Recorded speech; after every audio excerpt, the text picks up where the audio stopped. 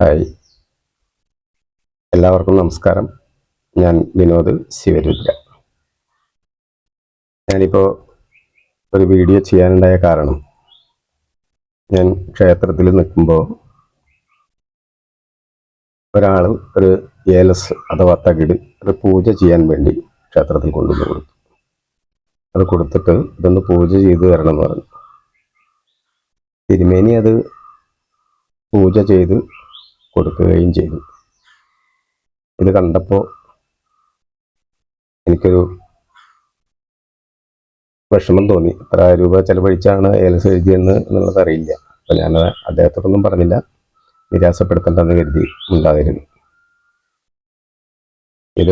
ഈ വീഡിയോ എല്ലാവർക്കും ഉപകാരപ്പെടും എന്നാണ് ഞാൻ വിചാരിക്കുന്നത്.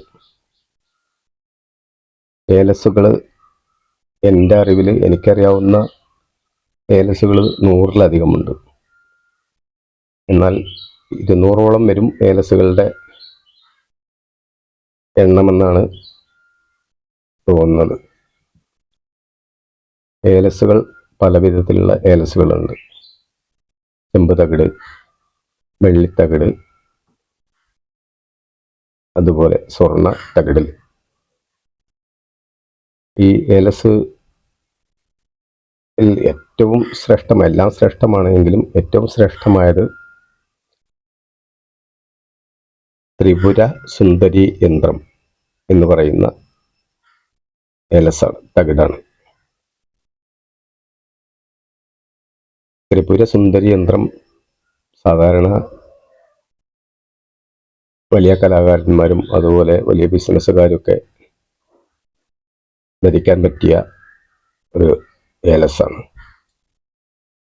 അതുപോലെ മഹാസുദർശന യന്ത്രം, അതും ശ്രേഷ്ഠമായതാണ്. അങ്ങനെ ചിന്താമണി യന്ത്രം, കുബേര യന്ത്രം, അങ്ങനെ നിരവധി യന്ത്രങ്ങളുണ്ട്.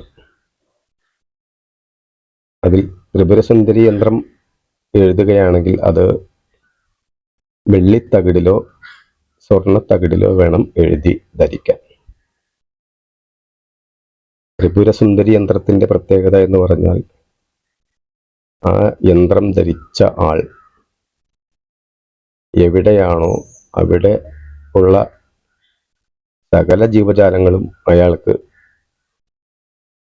അയാളുടെ അധീനതയിലാവുമെന്നാണ് പറയപ്പെടുന്നത്. അത്രയും ചൈതന്യമുള്ളതാണ്. ദരിദ്രനാണെങ്കിൽ കൂടി ധനവാനെ പോലെ ജീവിക്കാൻ കഴിയും എന്നാണ് ആ യന്ത്രത്തിൽ പറയുന്നത്. അത്രയും ശ്രേഷ്ഠവും മികവുറ്റതുമാണ് ത്രിപുര സുന്ദരി യന്ത്രം. അതുപോലെ മഹാസുദർശനവും ഒക്കെ വലിയ യന്ത്രങ്ങളാണ്. എല്ലാ യന്ത്രങ്ങളും എഴുതി ധരിക്കുന്നതിന് മുൻപ് യന്ത്രം എഴുതി അത് വിധിയോടുകൂടി പൂജ ചെയ്ത് ധരിച്ചാൽ മാത്രമേ ആ യന്ത്രത്തിൻ്റെ ഫലം ലഭിക്കുകയുള്ളൂ.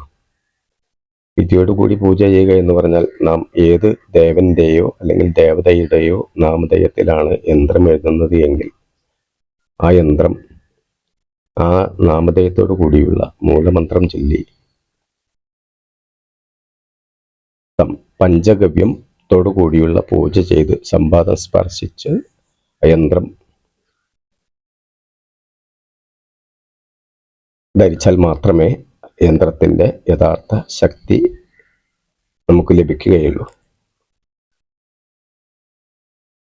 ഏതെങ്കിലും ഒരു യന്ത്രം എഴുതി ആ യന്ത്രം ഏതെങ്കിലും ഒരു ക്ഷേത്രത്തിൽ കൊണ്ടുപോയി സാധാ ദേവന് പൂജിക്കുന്നതോടൊപ്പം പുഷ്പവും ജലവും അർപ്പിച്ചതുകൊണ്ട് അല്ലെങ്കിൽ സാധാരണ പൂജ ചെയ്തതുകൊണ്ട് അതിൻ്റെ യഥാർത്ഥ ഫലം ലഭിക്കുകയില്ല. ആ യന്ത്രത്തിലേക്ക് പ്രാണപ്രതിഷ്ഠ നടത്തി വേണം പഞ്ചഗവ്യമാടി എല്ലാ പൂജയും ചെയ്തിട്ട് വേണം അത് ധരിക്കാൻ.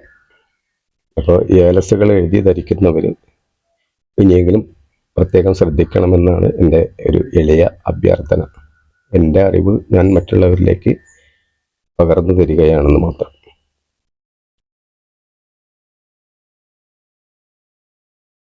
ഇനി ആർക്കെങ്കിലും തരത്തിലുള്ള യന്ത്രങ്ങൾ ആവശ്യമുള്ളവരുണ്ടെങ്കിൽ എഴുതി നൽകുകയും അവരുടെ മുൻപിൽ വെച്ച്, അവരുടെ വീട്ടിൽ വെച്ച് പൂജ ചെയ്ത്, എല്ലാ വിധിയോടുകൂടിയുള്ള പൂജ ചെയ്ത് ഏലസ് അവർക്ക് ധരിക്കുന്ന രീതിയിലേക്ക് നൽകുന്നതാണ്. അല്ലാതെ പൂജ ചെയ്ത് ഏലസ് നൽകിയാൽ മതിയെങ്കിൽ അങ്ങനെയും ചെയ്യുന്നതാണ്. ആര് ഏലസ് എഴുതി ധരിക്കുകയാണെങ്കിലും ആ ഏലസ് അതിൻ്റെ യഥാർത്ഥ വിധിയോടുകൂടിയുള്ള പൂജ ചെയ്ത് ധരിക്കണമെന്നാണ് എൻ്റെ എളിയ അഭ്യർത്ഥന. എൻ്റെ നമ്പർ ആവശ്യമുള്ളവർക്ക് ഞാൻ എൻ്റെ വീഡിയോയുടെ അടിയിൽ എൻ്റെ നമ്പർ ആഡ് ചെയ്യാം.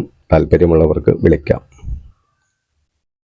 അടുത്ത ആഴ്ച മറ്റൊരു വീഡിയോയുമായി, ഏലസ് എഴുതുന്ന രീതിയുമായി ഇട്ടുള്ള വീഡിയോയുമായി ഞാൻ വീണ്ടും വരും. എല്ലാവർക്കും വണക്കം, നമസ്കാരം. ഈ വീഡിയോ ഇഷ്ടപ്പെട്ടെങ്കിൽ ലൈക്ക് ചെയ്യുക, കമൻറ്റ് ചെയ്യുക, ഷെയർ ചെയ്യുക.